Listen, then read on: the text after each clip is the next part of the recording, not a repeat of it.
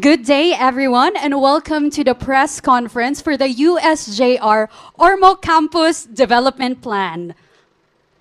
Today is November 2, and we are just one sleep away before we conduct the groundbreaking ceremony for our fifth campus of the University of San Jose Recoletos. My name is Mitzi Ambrad. I am the Communications Officer of the University of San Jose Recoletos, and it is my honor to be part of this press conference for today. At this juncture, I would like to invite on stage the USJ-R Alumni Association PRO, Mr. Aristides Archie, to lead our prayer.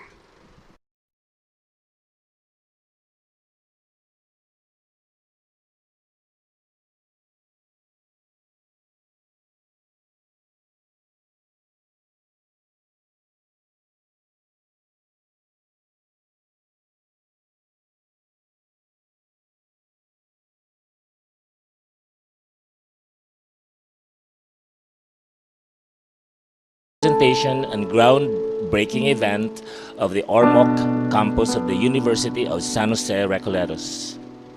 We seek your guidance and enlightenment in the course of our presentations, discussions, and intentions.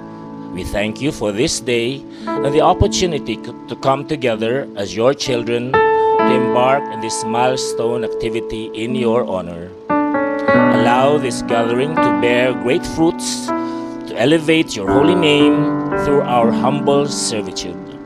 This we all do for your greater glory through your Son, Jesus Christ. Amen. In the name of the Father, and of the Son, and of the Holy Spirit. Amen. Please do remain standing for the singing of the Philippine National Anthem.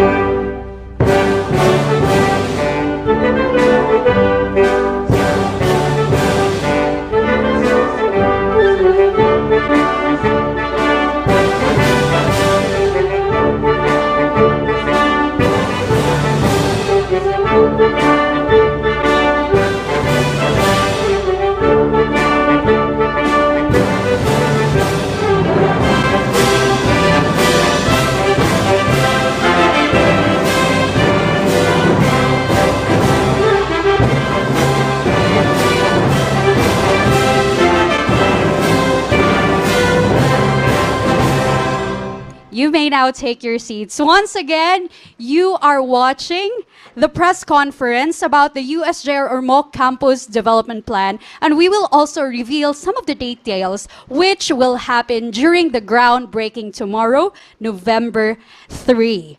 Before we proceed to our conference proper, together with our resource speakers for today, we would like to give you a brief overview of what USJ-R is. I know that the name USJ-R, or the University of San Jose Recoletos, is not a new name in the roster of top-performing Philippine schools. But despite that, we would still like to give you a brief corporate profile as well as an historical sketch. So, slides please. So this will be a short story about USJ-R from Cebu to Ormoc. Our talk will be outlined in the 6 following points. So who we are, our vision and mission, our culture of excellence, core values, way forward, and how you can reach us. So who are we? So University of San Jose Recoletos is a Catholic educational institution which offers basic education, tertiary education, and of course, special programs. When we talk about this includes the ETIAP, as well as the RITTC. RITTC is our center which puts emphasis on TESDA accredited programs. Aside from that, we also have review centers in Cebu. Now, we would like to share to you our vision and mission. These are all understandable, but we are just sharing it for your consumption. Since its inception in 1947, the University of San Jose Recoletos has been consistent with its culture of excellence. These are just some of our accreditations from our CHED autonomous status, our PCNC accreditation, as well as being a FAP or FAPI certified. But more than that, we would like to highlight, next slide please, that we are recognized by the Commission of Higher Education as Centers of Excellence for, so these are our main programs, Information Technology and Center of Excellence in Teacher Education. On top of that, we are also a Center of Development in Accountancy, Center of Development in Business Administration, and Center of Development for Industrial Engineering. So here are our core values, and if you will come across a Josenian, you will hear them saying inspire, inspire. What is inspire? So aside from the word itself, it's actually an acronym of what are the values that we hope that each of our graduates will imbibe and practice in their personal lives. So I for interiority, nationalism, service, pioneerism, integrity, reliability, and excellence.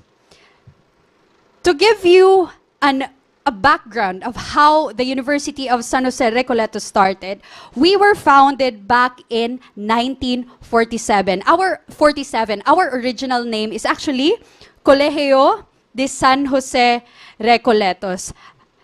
But in 1984, we already attained a university status. That's why we were renamed University of San Jose Recoletos. And fast forward to 2001, we were granted autonomous status by the Commission on Higher Education.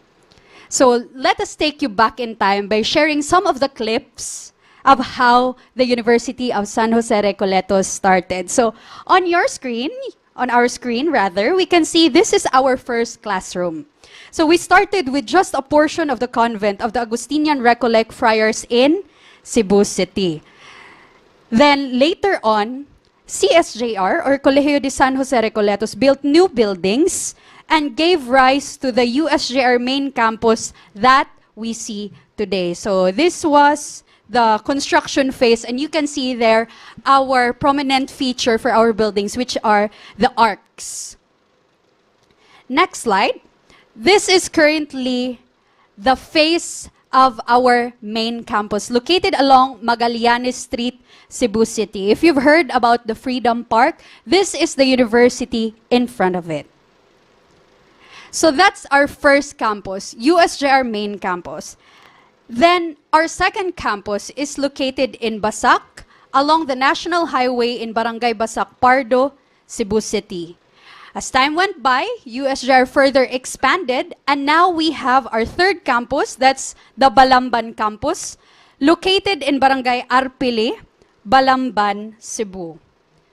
Now, we will not stop at 3. We are now at our fourth campus. This is called the Quadricentennial Campus. This is still ongoing. The construction rather is ongoing since 2021.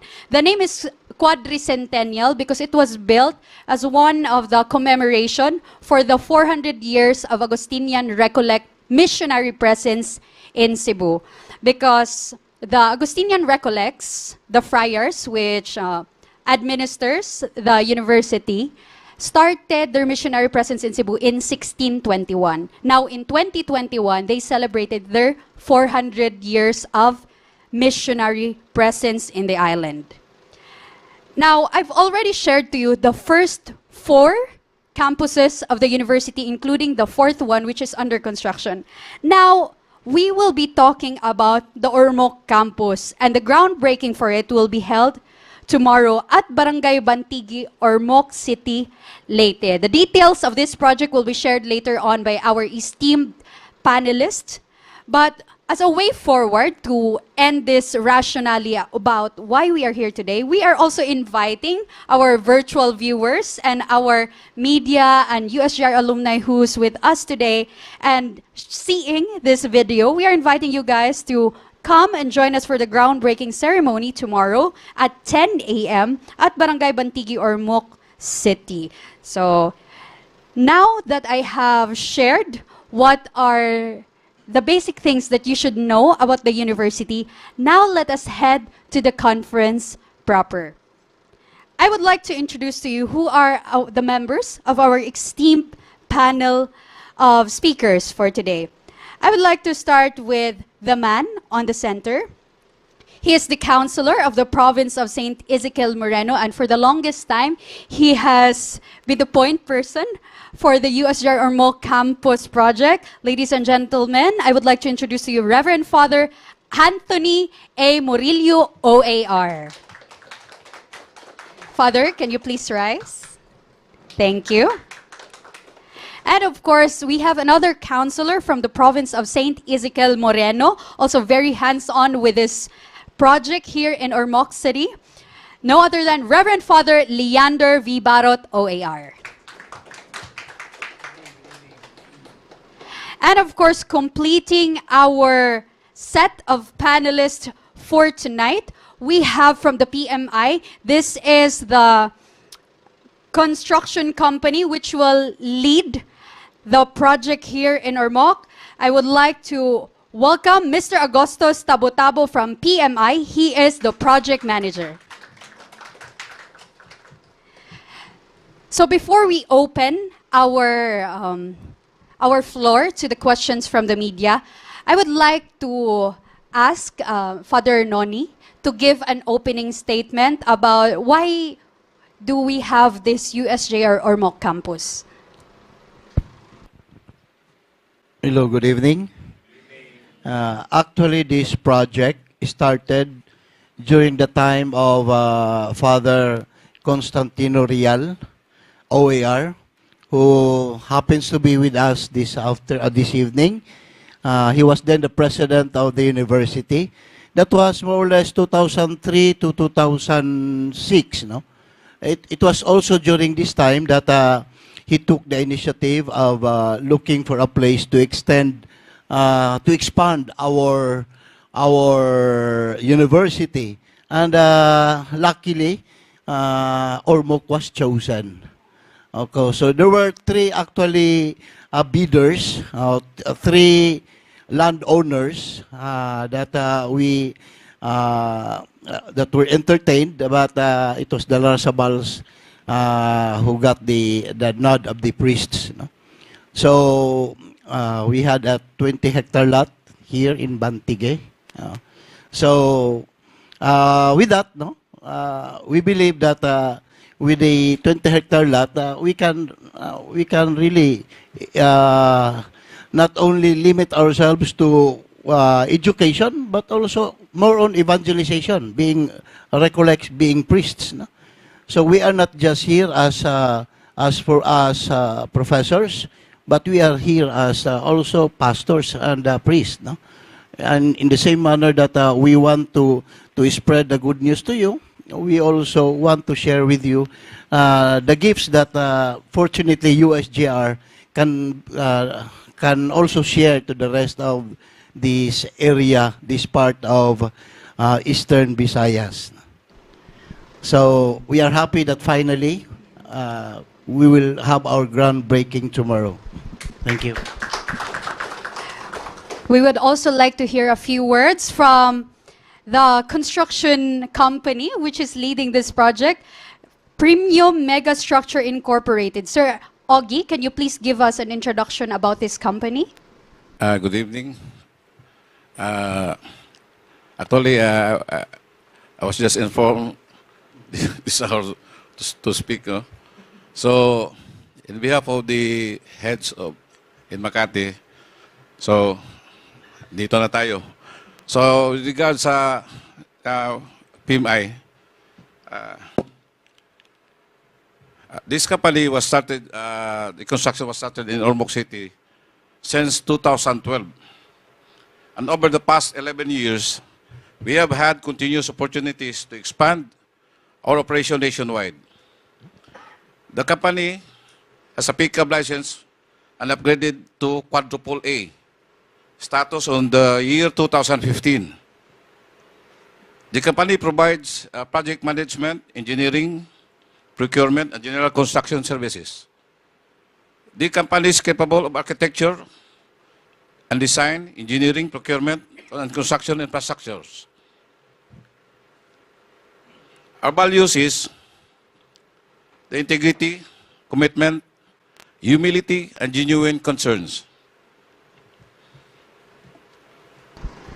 On the inclusive years, the company started building crushers, asphalt plants, batching plants, which is located in Palanas, Albuera, Leyte. The company also owned multi-pole heavy equipments, barges, for construction and aggregates business. As far as I knew, our ongoing projects here in Leyte, this Market Mall in Ormoc City, the Cananga Municipal Hall, Mega Shipbuilders in Palanas, and the proposed Mega City located in Naungan, San Juan, Ormoc City.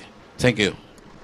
Thank you so much, Sir Augie, for sharing how experienced this construction company is to be trusted as well with this very big project of the University of San Jose Recoleto. So, as they've mentioned earlier, originally the lot which will be utilized is 20 hectares. But in the actuality, we only have how many? 14.7 hectares for this USJ-R Ormoc campus project. So, now that we have heard from our two other speakers, I'm sure that, are you excited to see the perspectives of our campus here in Ormoc City? Are you? Yes. Okay, so at least, Father Barrett, would you indulge us with sharing the perspective of this project? Okay. This is the second drawing already, second design now. In the second design, we thought of segregating it into 3 parts for better operations and concentrations of service and evangelization. The middle part of the building, can you show the, this is the, okay, that is the location. It's overlooking the sea. Okay, that is the lot. In other words, it's 14.76, no? 76, okay. Then, move up, please. So that is where we are. Actually, we are not really in the populated area.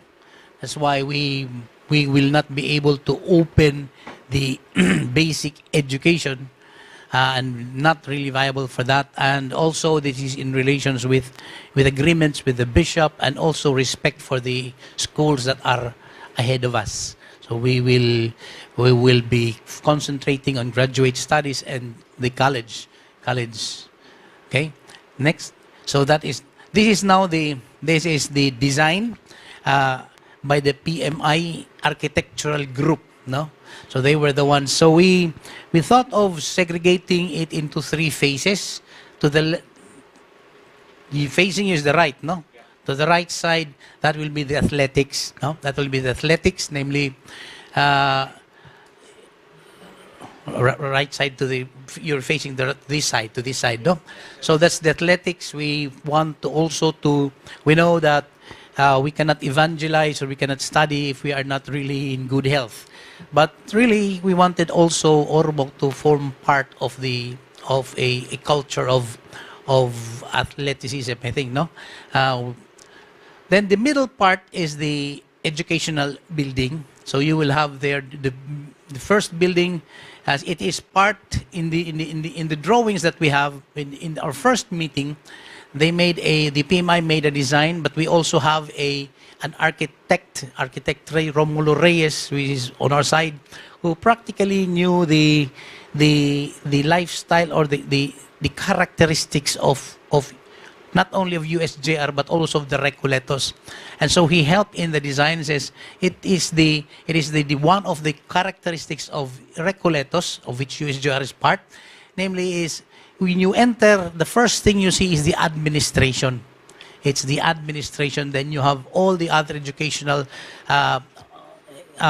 buildings surrounding the administration. So, and he also suggested, and together with the designers, that we segregate the people from the cars.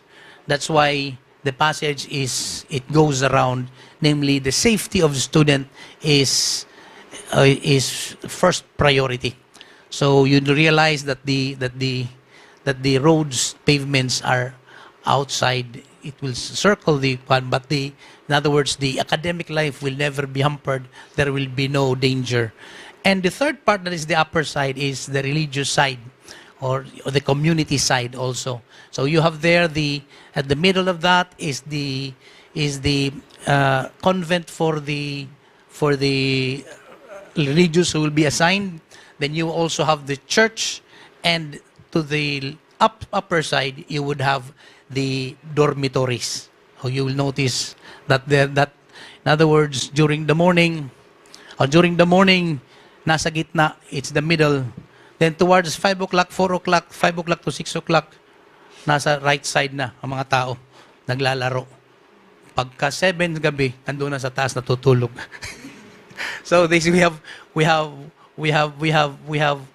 thought of this, and eventually this was put into drawings by the PMI Architectural Designs, and this was approved by the school board, approved by the BOT of USJ-R, approved likewise by the prior provincial and council of the province of Saint Ezekiel Moreno and the engineer Francis Chua. So our construction designs are already signed. Thank you. Thank you so much, Father Barrett, for presenting to us the perspective. So now we have an idea of what will USJ-R Ormoc campus look like. And now I'm sure that you have some points that you want to clarify. So at this juncture, we are opening our floor to questions from the media and as well as our alumni here joining us for this press conference. As a guideline, we would like to remind you that please raise your hand to be acknowledged. Then, when the mic is given to you, kindly state your name and then your affiliation, then your question. All right, do we have some questions coming? Yes, please. Can we give the gentleman a mic?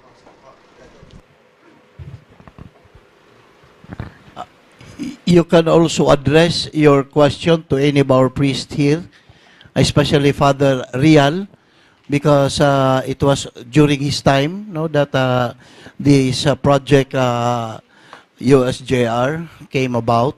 We have Father Tony, who's also in charge of the alumni, and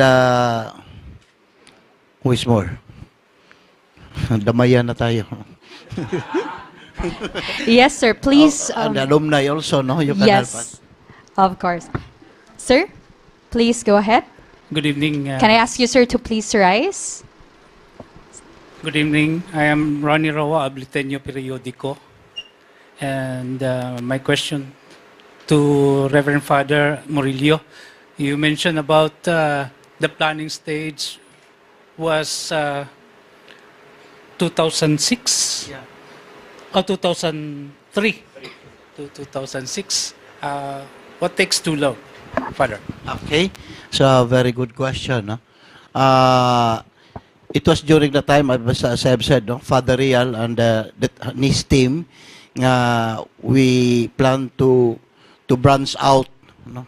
From Cebu to decongest Cebu, and also, of course, no, to for our brothers, our students here, they don't have to cross to the other side just to avail of education. And unfortunately, during those years that we have been trying our best, no, to enter Ormoc, the situation was not favorable on our side, no, and sad to say, I cannot say it in public because we don't want to name names and to hurt feelings, no? But that time we were not welcome, to make it short and candid. Father Barrett, do you want to add something? Anyway, what I would like to say is yung time. There are many concepts of time, no? One is it's called Chronos, which means you have your word chronological. It's just a sequence of events, namely from the purchase to the present. There are events, no? So just a sequence of events. But there is also another word for time, which is chronos, which is kairos. Kairos is a different concept. Namely, it really talks of appropriate time. Let me just give you two examples. For example, I'll use scripture, no? Here, St. Paul used kairos in two different instances. In many instances, but I'll just bring out two. One was the birth of Christ. He said, yeah, of all many Messiah's claimers, the birth of Christ was the appropriate time because he is a true God, Son of God, no? And the second time he used kairos was the crucifixion of Jesus. And Paul said actually, kairos, why is it called an appropriate time? In his work, he said, it is appropriate time because when we were not friends of God, God considered us as His friends. So then when among normal friends, not one of a friend will die for a friend, di ba? Di man gyud ta magpakamatay sa atong amigo, no?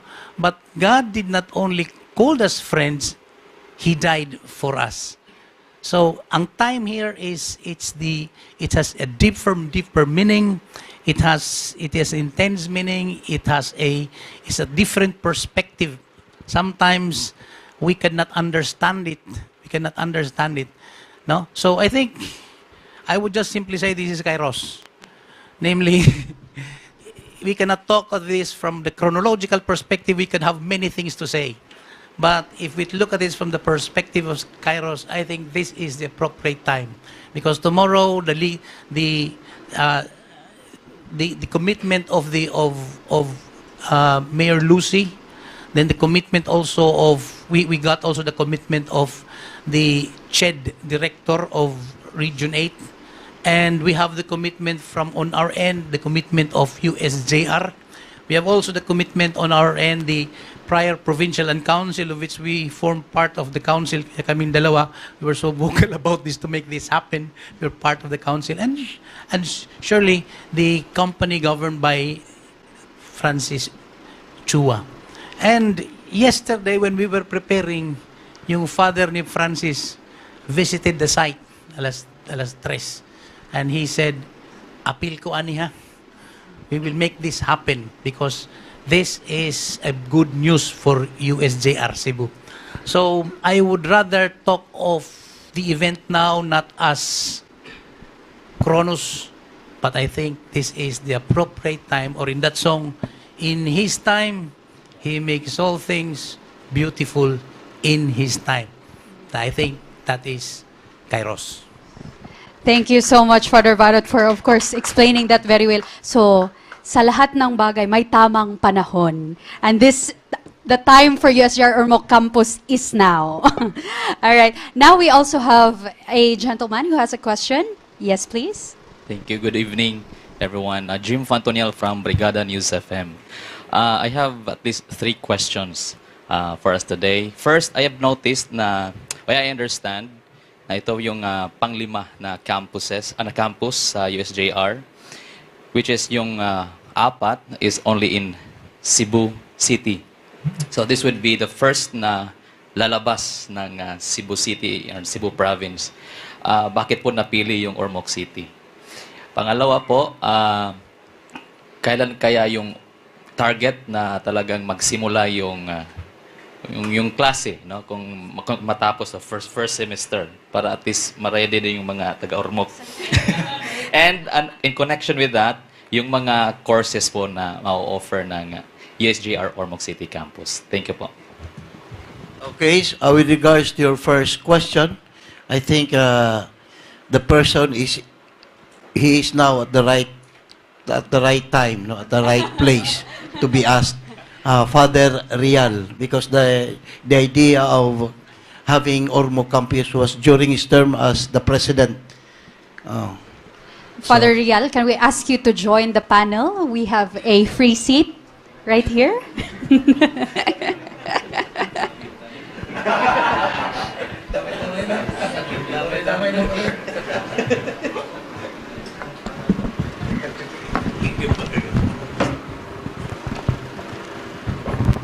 Good evening. Why in Ormoc? Actually, we were considering, as Father Murillo had said, we were considering three areas. One in Bogo, Cebu, and I forget the other one, and Ormoc. Because during our administration, one of our priests has a sister here in Ormoc, working in Ormoc, no? The brother of, the sister of Father Puhay. And during our discussion, he mentioned about Ormoc because he said there are so many students coming from this part of the Visayas, no, and also Ormoc is accessible also from as part of Mindanao, no. So we were thinking that maybe, no, that would be a very ideal place for our extension. So we came here and looked for a lot, no, we surveyed, and it gave us kanang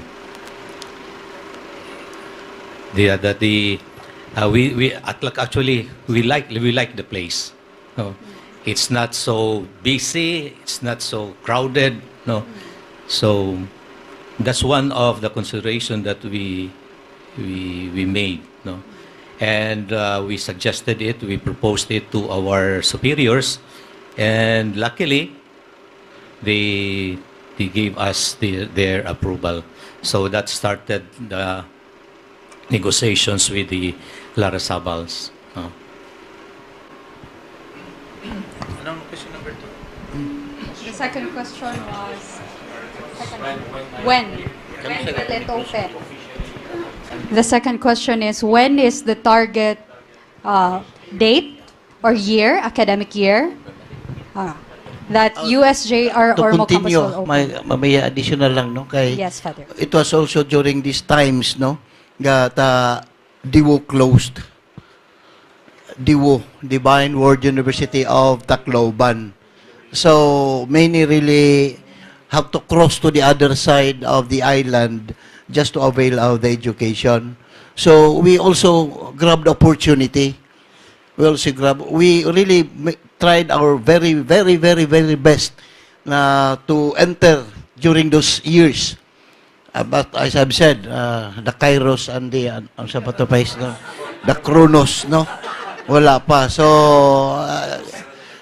siguro this time is the right time, no, the right time for us. Target year for the opening is the latest would be, as first agreed, would be 2006. 2006.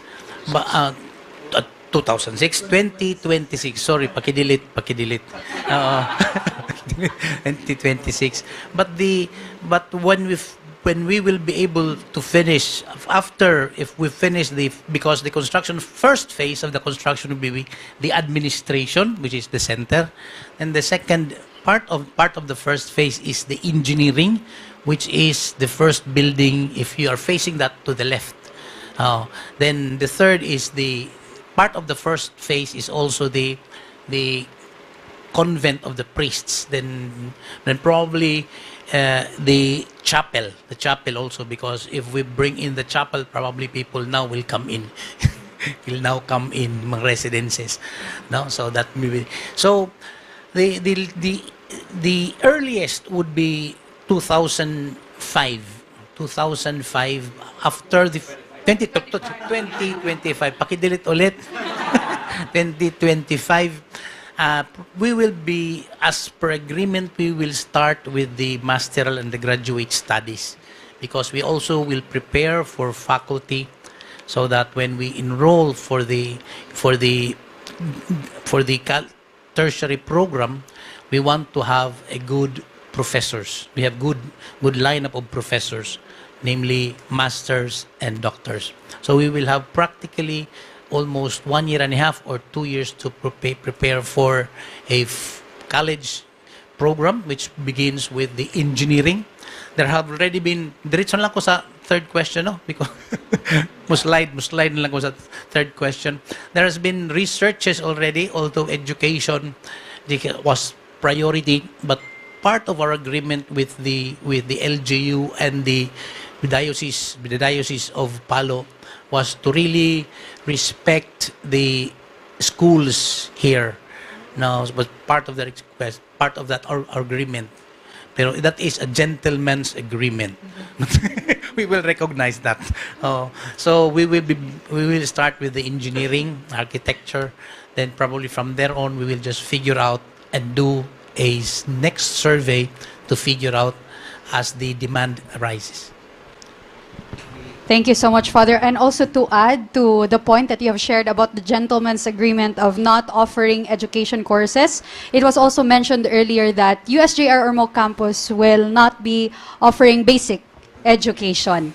So the emphasis will be more on the graduate school programs as well as college or undergraduate programs.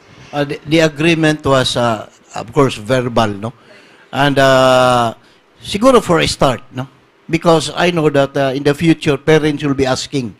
So we cannot turn our ears and eyes if parents will ask if we can open a elementary, basic ed, so that from the very start up to college, they only have to enter to one school, rather than transferring from one school to the other. But this time, we have to respect our gentleman's agreement, just to of course, no, help also our local private schools to survive. But we don't know what will happen in the future. But this time, status quo with what we have agreed with the bishop. Thank you so much, Fathers. Do we have another question coming from anyone from the audience? Yes, please, can we pass on the mic to one of our alumni?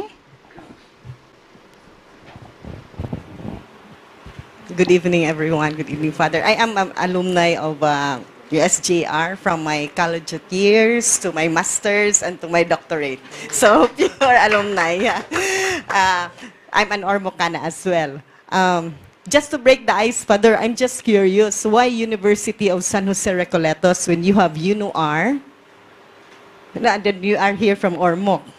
So, like, you know, University of Negros Occidental, and it's also Recoletos. It's run by the Recoletos Fathers. So, I'm just curious, why did they not use the University of maybe, you know? So, if someone can. And by the way, I am very glad, you know, the alumni here are very, very responsive. Within just how many days? We've gathered about 100 plus membership. Hopefully, everyone will turn out tomorrow. The one that Father Barot mentioned a while ago about starting off with the masteral and doctoral, because we want that our professors will be coming from among us. We don't have to import from Cebu professors. So we give job to our fellow Eastern Visayans, no? Okay, most of those who will avail of these graduate school programs will be coming from us here.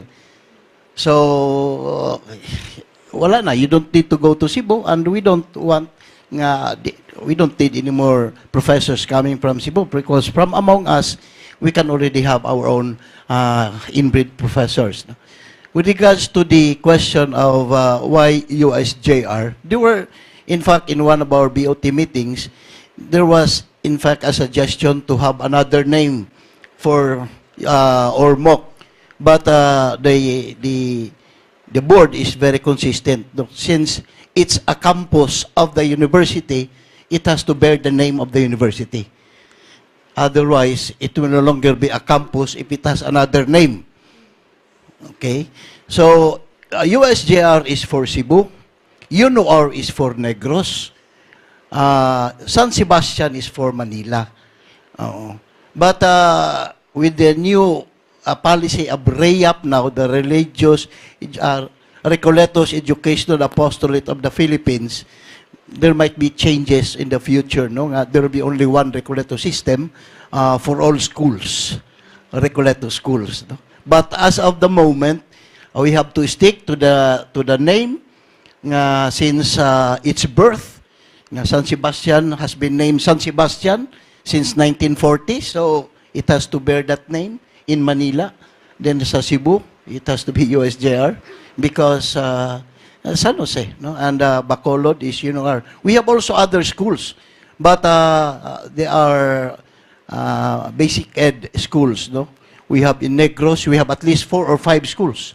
Mga small schools, but they are doing well, no?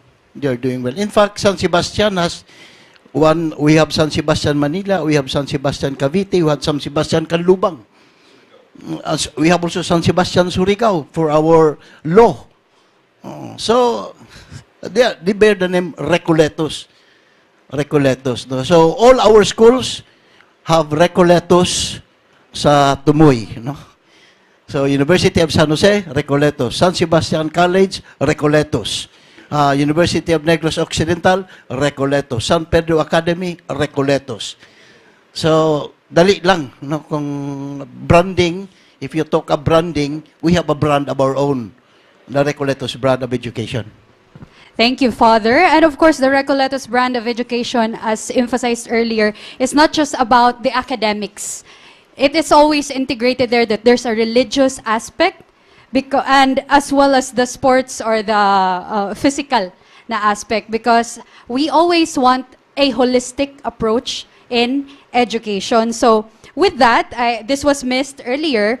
Father Barot earlier shared that we have 3 zones for the athletics, academic, and the religious with the administration at the center. So we'd like to share at this point some of the perspectives of the actual buildings. So to give you an overview, the overall design of the campus is inspired by Spanish colonial architecture. It will also include elements similar to the design of the USJ-R main campus in Cebu. Once completed, there will be 4 buildings for college, 1 building for test the accredited programs, and some buildings for libraries and laboratories. At this juncture, can we ask our operator to just briefly show some of the slides? And of course, it was also shown earlier that in the landscape will also include Philippine native trees, and these are the very beautiful flowering and fruit-bearing trees. So we'll see like hints of pink, yellow, whites. So those are just some of the features. For the sports side, we are aspiring for USJ-R Ormoc campus to be an event zone for big sports gatherings. So the new campus is also designed to have a grandstand, an oval track, gymnasium, 9-lane swimming pool. So pwede na kayo magpalarong pambansa or even ka na sa Olympic. Then we also have 2 basketball and tennis courts, Olympic torch, and an amphitheater. As also mentioned earlier, there will also be a female and male dormitory. So just a recap to the aesthetics, we have multiple lawns, gardens, and promenade, which will feature Philippine native flowering trees such as the pink tabuebea. I'm not so sure about the pronunciation of this one, but the flowers are pink. We also have the flame tree with the red flowers. Can we, I wish we can project that one. But don't worry, we will be sharing as well to the members of the press a copy of these perspectives. So if you want to post these pictures and share it to the Ormocanons or to the rest of Eastern Visayas, you can do so. So, Bukidnon Golden Trumpet Tree, Palawan Cherry Blossoms, Pink Mempat, and Banaba. So, those are just some of the added features for our 14.76, right? Hectare campus. So, questions from the floor? Yeah, we have, let's go with the lady first.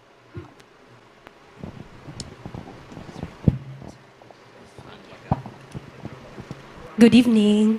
I'm Gwen Maurilio, a correspondent of EV Mail and URG, a Josenian. Okay po. Actually, ako mga questions unta na pangutana na ni Sir Jim. So, ani na lang, dagay na curious since mo na siya pinakadako nga campus, di ba, sa USJ-R. So, pila ang iyang total amount, kay dagay curious lagi tungod kay pinakadako man siya. And bongga man gyud ang iyang. So, pila ang iyang kinatibukan nga amount. And then, since nag-mention si Mitzi na about sa kanang mga trees, ganahan man kayo ang Ormoc og daghan nga mga kahoy. Pwede ba kuno i-appeal ang Kalachuchi? Since official man nga kahoy sa Ormoc ang Kalachuchi. That's all, yeah. Okay, before I go to the first part, which is the amount. Ato tas magkakalatsutsi. Actually, one of the operating principles that we thought of designing this was this will be you can call this. We are thinking of this as a paradise university. What do we mean by that? Nga kini siya with all other fruit trees.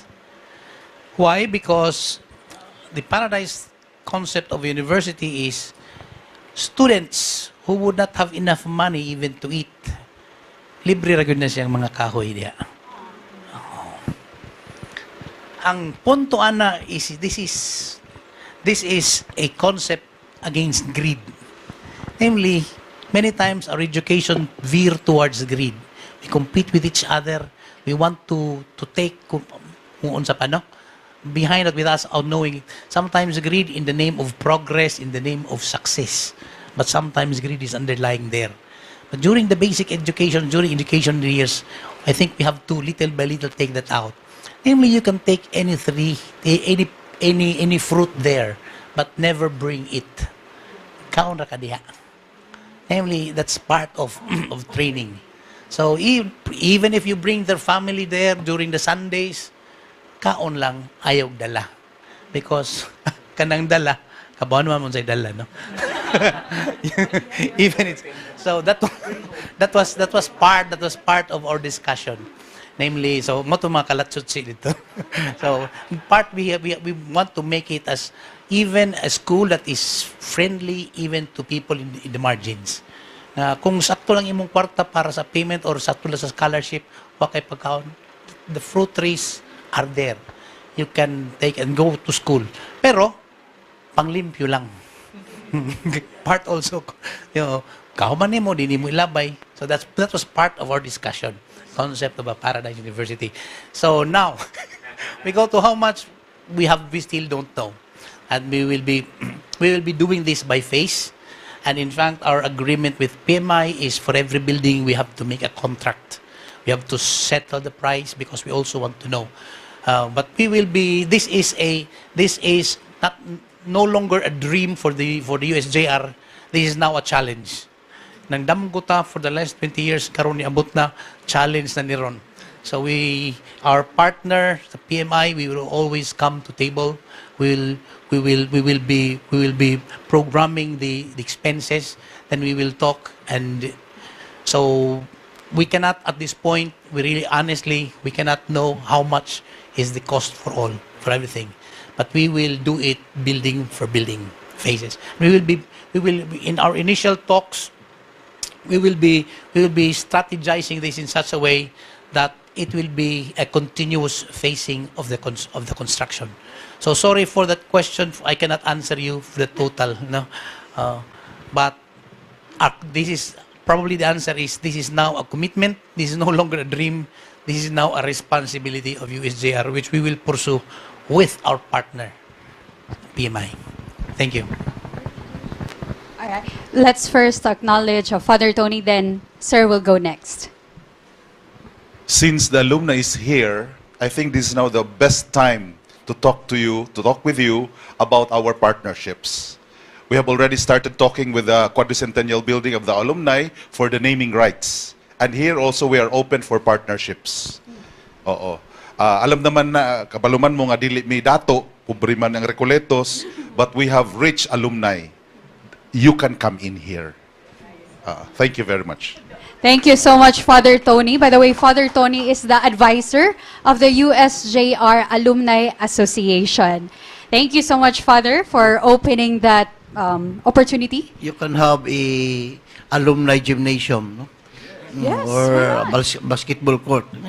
I mean, it's ours. It's ours. This university does not belong to the priest.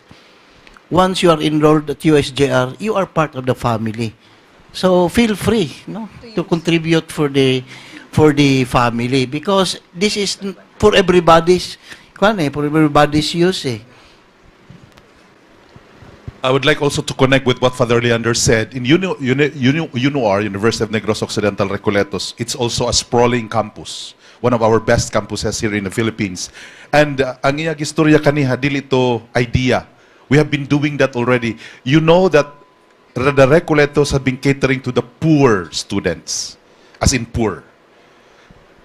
We have been in school for almost all of our lives. And that is our experience. We have poor students who sleep during lunch. They will not feel the hunger. And in UNOR, we have a program. We allow them to plant so that when they don't have a baon, they can just get the vegetables, and then we started that. It was also followed through by Brother Tagoy, and it's continuing, which we cannot do in San Jose because San Jose is all concrete. Oo, wala tamatanman sa San Jose. Oo. But here it's a sprawling campus. You have a lot of soil. We can do that. We continue to cater to the poorer students. Thank you, Father. Yeah, we'd like to hear a question from one of the media members. Good evening, everyone. My name is DJ Firens from Ormoc News and Updates. I'd like to ask a question about, as we all know, Eastern Visayas, particularly Ormoc. Ormoc is a beautiful city. However, it's susceptible to calamities. No, we are frequently visited by storms, typhoons, and even earthquakes. So, how can we assure and tell everyone that our building is calamity-proof? No, thank you. I would like to have see.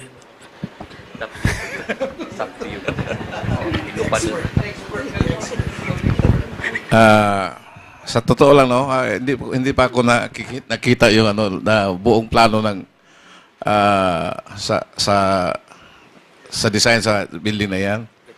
Kasi nung una, napag-usapan namin ni Father Noni na hanggang 2 palapag lang yung 2-story lang yung yung building. Ngayon naging 4 na. Pero hindi naman tayo maano diyan kasi meron naman tayong mga magagaling sa amin sa Makati na mga structural designers, architects, which they are the one who planned this building. So, yun lang ang masasabi ko na kami naman, guaranteed naman kami yung company namin. So, kaya nga sila lumapit sa amin. So, ngayon, may commitment na kami sa USJ-R.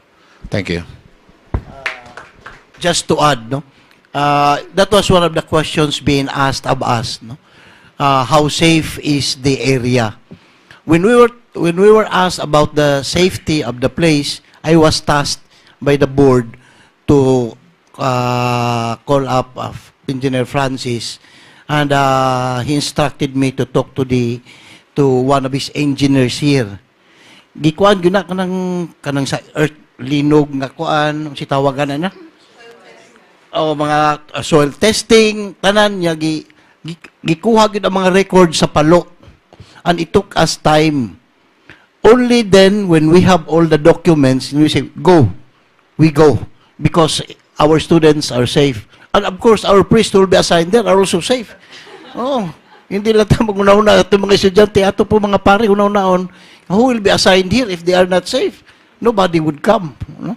So we want to make sure that everybody who will be on board will be safe once we have already the buildings. No?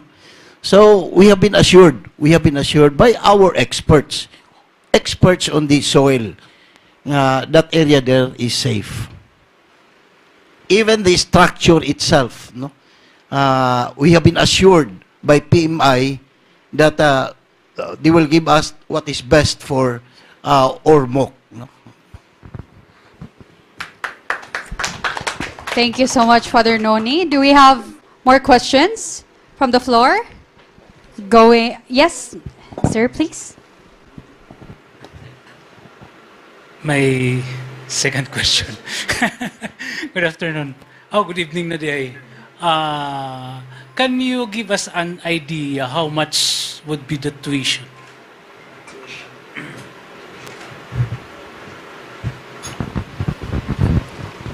We have not gone into that discussion yet, no. But generally, among schools, you notice among mga schools, we don't have the class A, yung bracket, not even B. Naami sa C, sometimes D. Iba na ba D1, D2, DA, DB, no? Usually naami kami sa C and D. That is the kuan. That is our kuan. Now, what is our tuition generally depende sa place. Mas mahal ang sa Manila, no? Medyo gihapon sa provinces, iba, no? Now, if you just, it was just, I think during 7 years ago or 8 years ago that San Sebastian 1,000 per unit. 7 years ago. The other schools were 2,000 na per unit. And we, by then, katong time yun, 2009 to 11. When he was the president, kauban mi dito San Sebastian, it was still 700 per unit. Oh, so, and the other side is, we also have tawag mga alumni dire, ang READS, or NAS kaniyadto. NAS or READS, it's the working students. Recollect education academics assistance, serving for the serving students. So practically, I cannot give you the exact amount when we start opening, but I can simply give you the culture that we have. No? Pero kung katong A on B mo sulod sa mo, welcome ra gihapon. Contribute on gihapon to namong dako. But generally, that is our culture. We cater more to the C and many D. That's our range. And we also give this as the quality education and the value education to this level of students. Thank you, Father Barot. Now we'd like to have our last question coming from ma'am. Can we give her a mic? Thank you. Follow up na lang, Father, sa iyahang question. Since kami mga alumni, we've graduated long time ago. Can you give us an idea na lang the current sa USJ-R Cebu? Because a lot of our friends now are also very excited knowing that San Jose Recoletos is opening here. So maybe we cannot really get an exact one, but at least somewhere, a bracket that we can tell them, the tuition fee is about this much. Based on USJ-R Cebu na lang muna, Father. Thank you. If you were to ask me, we cannot compare the tuition of USJ-R Cebu being a highly urbanized city with that of Ormoc. No? I think you don't have to worry because one of the things before any startup class is always consultation. There is always consultation from parents whenever there is a increase of tuition or miscellaneous. And the reason why at the very start giuna ang masteral o doctoral because we will not be importing professors from Cebu. So meaning, mas cheaper ang kung from among us lang, no? Di kung cheaper, then everybody's, magkuha na siya, no? Mag-cascade na puro cheap na. Because, not because cheap ang school, but because we have still the standard, but with the affordable. Kay sayang, dalon di rin niya, wag po yung mga eskwela, kay mahal. Di ba? So, I think that's one thing that we can be very proud of because we always consult. In fact, in the surveys, may idea mo dito kung how much tuition do you want. May appeal pa na, may mga figures pa na eh. Kay ang tuition is based on sa local Ormoc ug Tacloban, more or less pila. Okay, di makapasa ka kay as I've said, no, we just don't come here to educate people, but to evangelize people. Evangelize people. And we had done that before. The case of Surigao, losing siya, but because we are here to, the church needs us here. We are not here just only for money. No? The church needs us here. That's why we opened Surigao, even if we have only few students. Unfortunately, it bore fruit. Dako na ang iyang enrollment. But we started, lugi yun. But because of the idea of you send us where we are needed most, then we went to Surigao. And thankfully, ang Surigao, mo na po'y dako nga enrollment na to sa atong college of law. So, kana nga idea, no? So, actually, the issue of tuition, madali rin na maistoryahan once na siya, no? Once na siya. Kaya we always talk to people, eh. And of course, you, Josenians, no, can always talk to us. Father, bargain lang, Father, bargain, no? Bargain. But without sacrificing the standard. The standard is there. No? Then, with the standard, of course, may mga monetary siya nga mga considerations, but we stick to what we can afford. And fair to everybody. Fair to everybody. Okay, thank you. Thank you, Father Noni. Now that we have catered the last question from the alumni, we'd like to cater as well the last question coming from our friends from the media.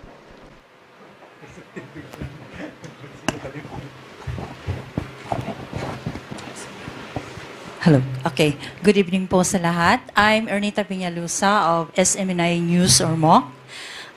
Tanong ko lang po kay Father Leander Barot. Father, welcome po ba ang any religion? Kasi ang alam natin is University of San Jose Recoletos Campus, Ormoc Campus is a Catholic school. So, ang tanong lang po ng SMNI, welcome po ba ang any religion ng mga estudyante? Yan lang po. Sure.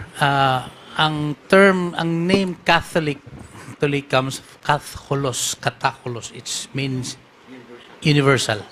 No, namely, in fact, during the presidency of Father Murillo in San Sebastian, I was also the VP, daghan mi ditong mga Muslims.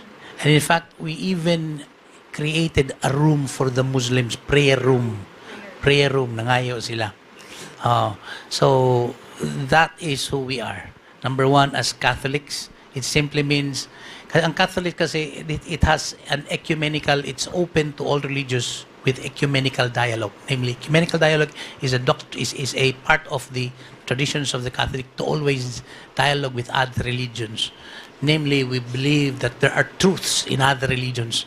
That's the stand of the Catholics. So, that is point of dialogue, point of communion. So, yun. There's also that interreligious dialogue, other religions. So, these are part of the way of life, the mentality of Catholics. And in USJ-R, we also have all other denominations coming in. We also there.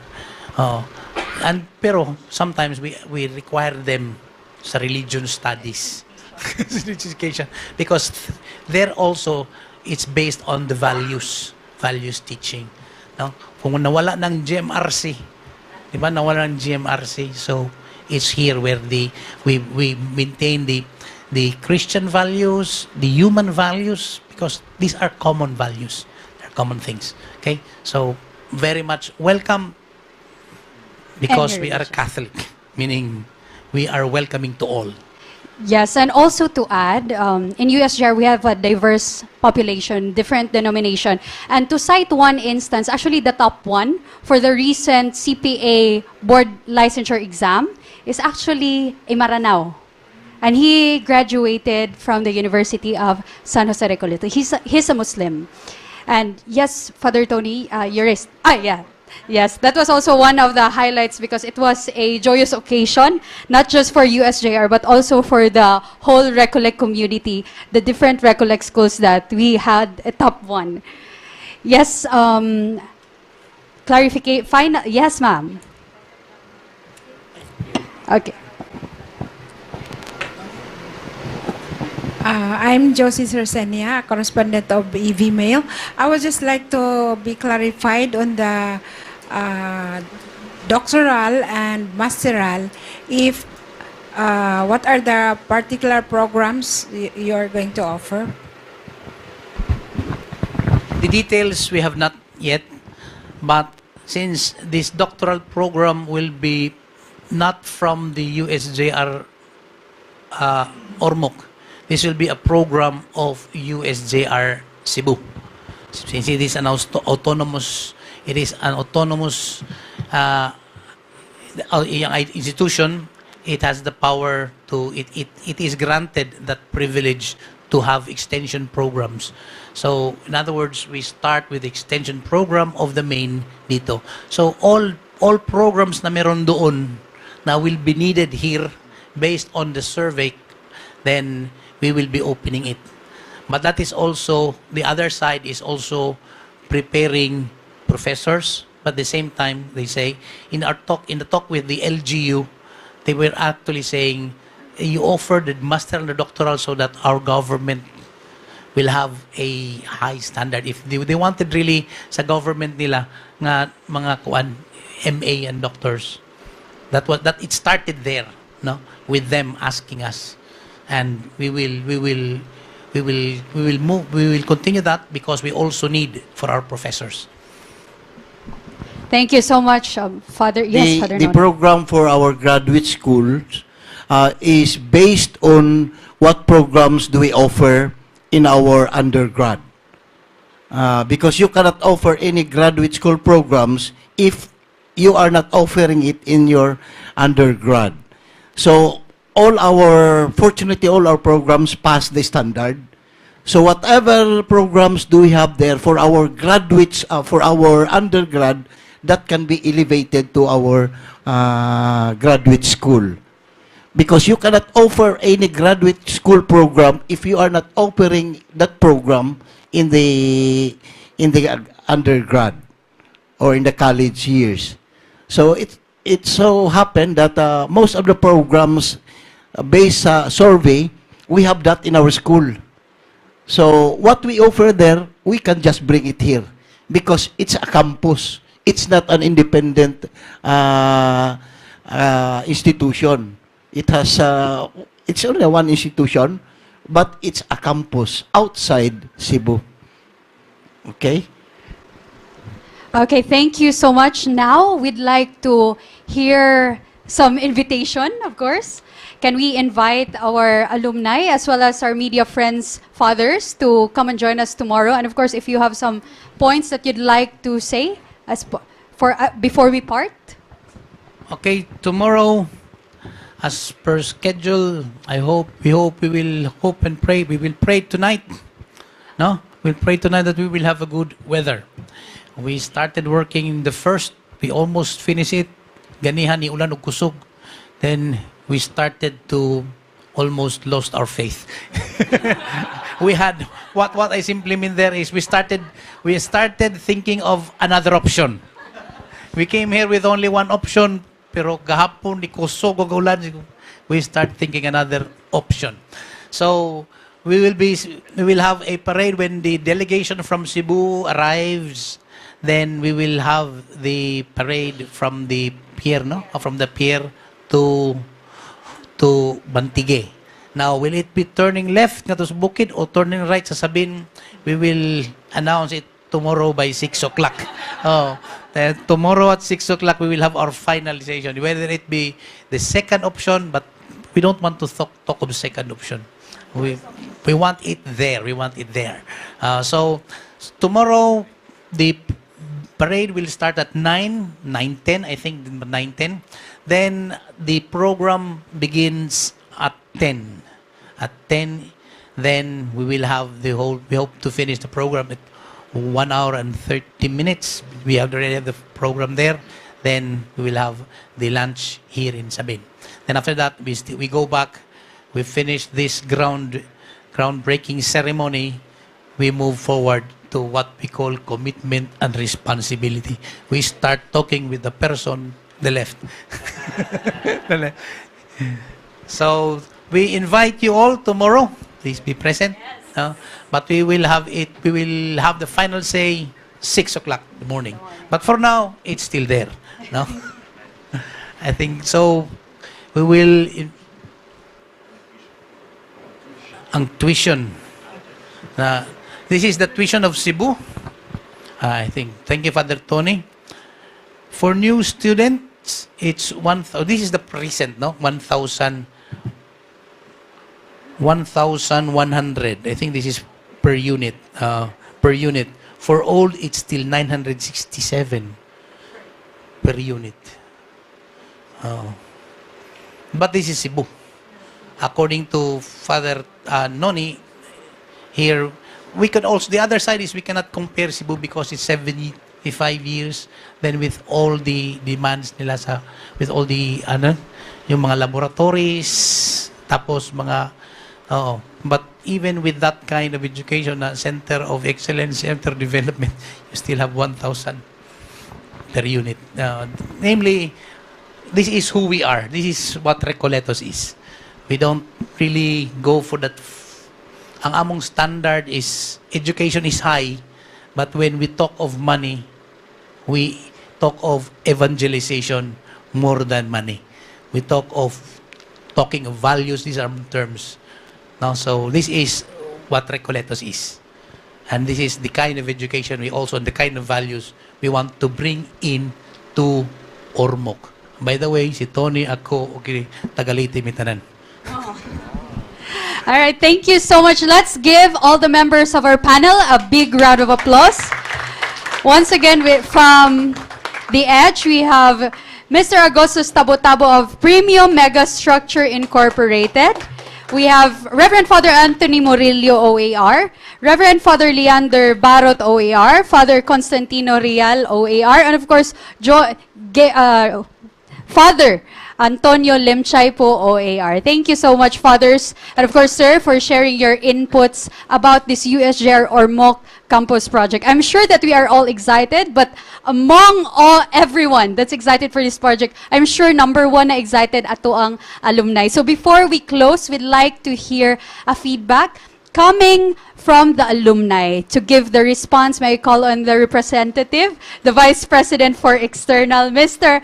Arnel Pahang. Thank you, Mitzi. Yeah, good evening, everyone. I'm the representative for the Incumbent Alumni Association as Vice President for External Affairs. My name is Arnel Pahang, and I'm very honored and glad to be here to represent the Alumni Association with our advisors, Reverend Father Tony Limchaipo and Reverend Father Sia, right? There he is. All right. I have learned a lot in listening to about an hour of discussions today about the originality of the word Catholic from the Greek word. What was that word again, Father? Katholos, which means all-encompassing, which means inclusive. And it's my first time to hear the meaning of the word from the Greek language, actually. And it reminds me of, as an alumni, it reminds me of the value formation that I got when I was studying at the university. So may I have a show of hands for the alumni again here in Ormoc? All right, so I'm very happy to see you here tonight, but I'd be happier to see you and the rest of you tomorrow for the motorcade. No? It's a very exciting news for Ormoc and from the USJ-R family that we are opening a campus here. Because I would say that the kind of training that I got, not only academically, but also for its value formation, has molded me and honed me into the person that I am today. When one of the fathers mentioned that the class, the kind of or type of students that we have in the university is not from class A or B, but C and D. It doesn't mean to say the level of intelligence, but actually the social status. So it means that the family that could afford to send their kids to school, no? So that's the kind of class or type that he was referring to. But it is also very true that there are very highly successful and very wealthy alumni who are currently well placed in across the board in all the industries in the country and even outside the country. So, ma'am, I'm very glad to meet you. You're a doctor of, you said you finished your doctorate? Doctor in Management.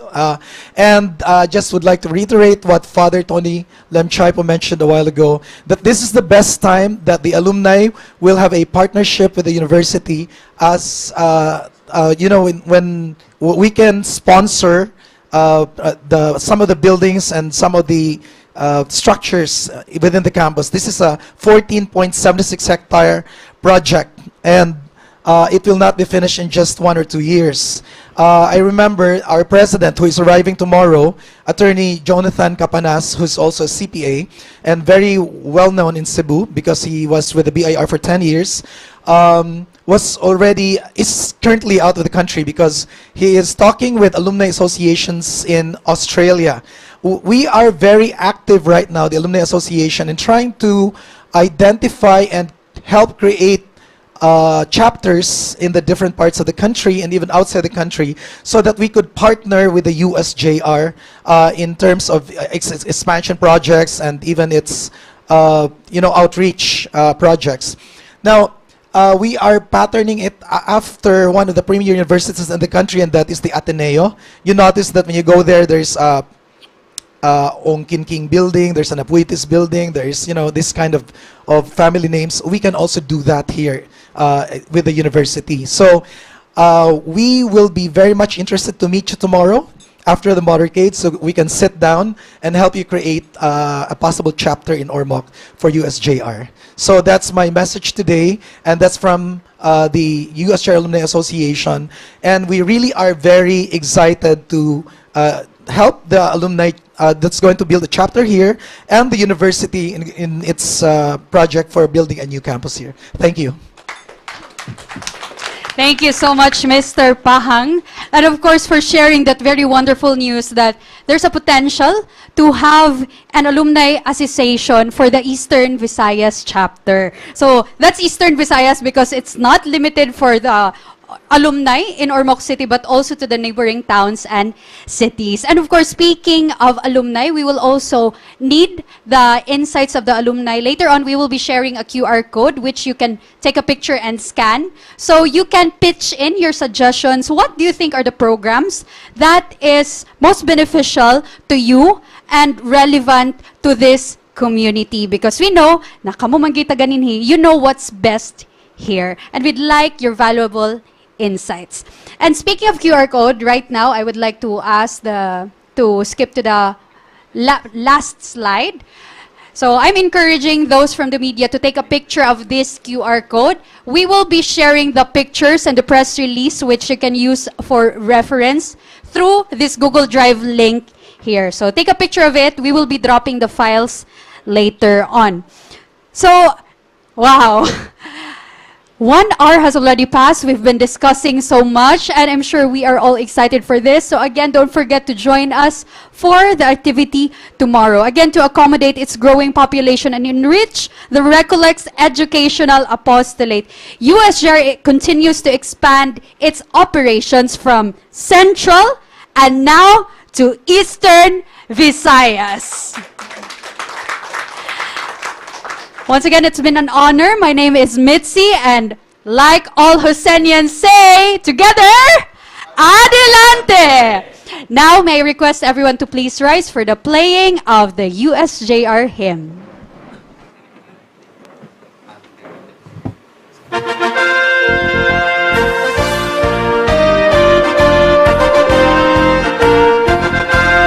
Forward, radiant children, forward, joyful youth, forward, men and women, forward, let us move to a new world, through a new youth, forward and forever, forward, ever move. Oh, alma mater, dear beloved, San Jose, your motto, your goal we cherish with great faith. Quality, quality, Christian education, community oriented, that's our goal. Charity and science, relevant goal. Caritas, excellential, San Jose's goal. To a new world, through a new youth, go forward, forever and ever move. God be our Father, our brother, be every man. May Christian education transform this world, transform this land.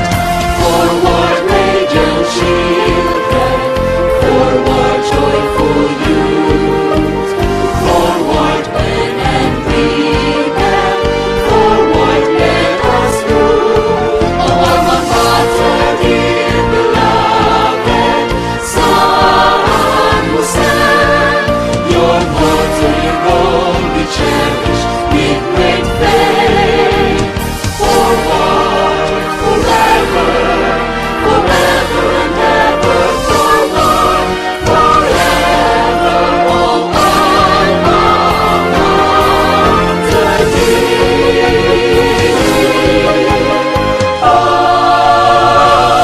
Adelante!